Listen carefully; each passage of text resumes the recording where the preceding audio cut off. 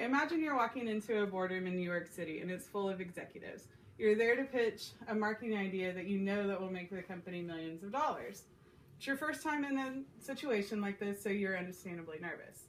Even though you're completely prepared to discuss the product and what you're trying to sell, you don't really go over anything. You just kind of walk in there knowing what you're talking about.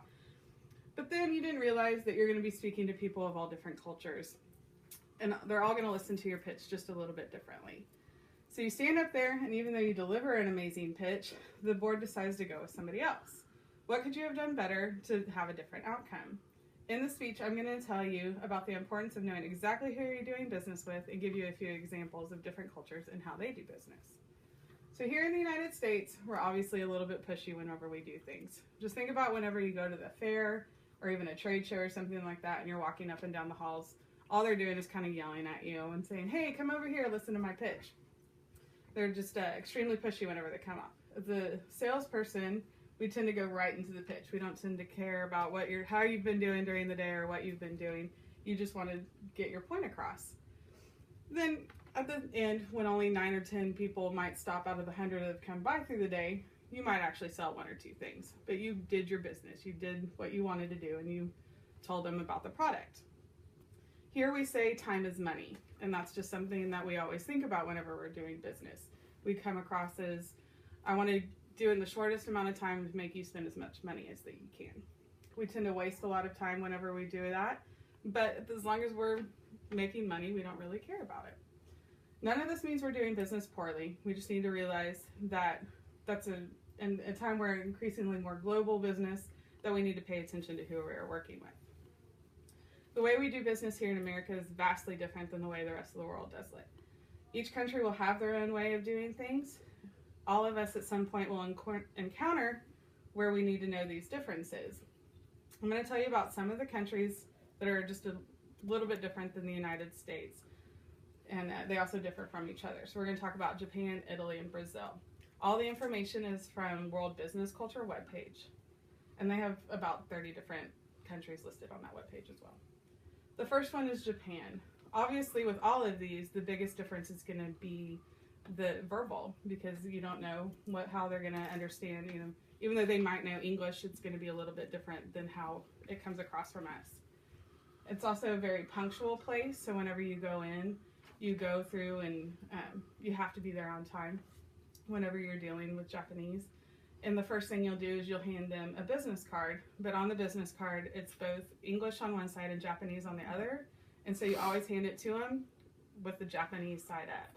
And there's even certain ways you hand it to them, making sure that both hands are touching it. And they're just the culture is just kind of like that, where that's how you do things.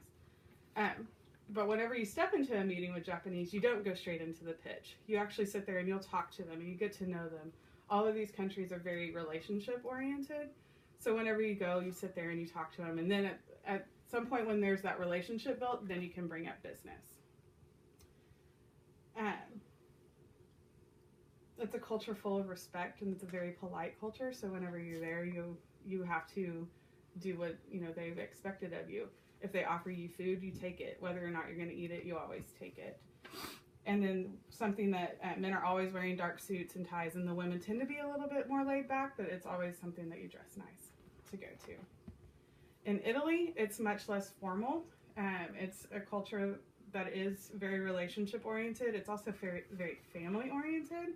So that's how they deal with their business too. They tend to build that relationship with you and try to build that family type of sense before you get into the business.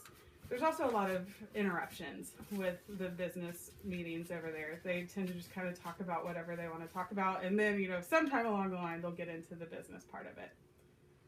There's always small talk, and they always will get through everything on the agenda, but there's a lot of extra talk, and they rely on the spoken word more than the written word. So you could have this great presentation, but if you don't present it well, then they typically just don't really pay attention.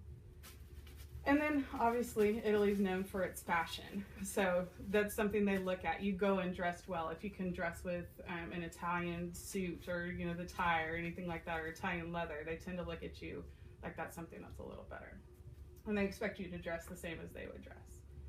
Brazil is also a lot the same way. They're built very much on relationships, just like any Latin country would be. They have that Latin fire behind them. But punctuality is definitely not a big deal. Just like a lot of the Latin countries, you just kind of come in whenever you want, and you expect the meeting to start late. You expect for there to be a lot of small talk, but just kind of like Italy, eventually you'll get around to the point.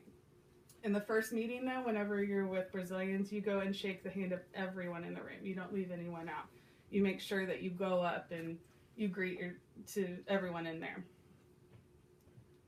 Dependent on your position in the company will depend on what you wear. So the CEOs are in a 3-piece suit, and then managers would be in a 2-piece suit, and then everyone else is just kind of dressed nice. And then women, they dress to impress. So it's not as big of a deal, but they always dress to impress with that.